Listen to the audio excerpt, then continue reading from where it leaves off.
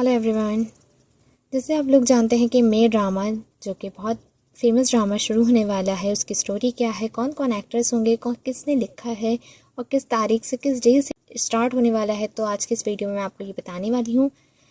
चलें चलते हैं टॉपिक की जानिब। तो मे ड्रामा जिसमें फेमस कास्ट वहाद चली और आयज़ा ख़ान हैं, जो 7 अगस्त को ये ड्रामा रिलीज़ होने वाला है और दिन पड़ रहा है उस दिन मंडे का, और ये 8 बजे आप लोगों को मिलेगा ARY चैनल पर। ये एक ड्रामा जो है, इसकी स्टोरी है, रोमांटिक स्टोरी है। इसके जो राइटर हैं वो हैंगे आसिम शाह और डायरेक्टर हैंगे बदर महमूद। बिग बैंड एंटरटेनमेंट वाले इसे प्रोडक्शन दे रहे हैं और ये 38 से 40 मिनट्स का ये ड्रामा होगा। ये जो है ड्रामा है बहुत ज़्यादा तरक्की करने वाला है।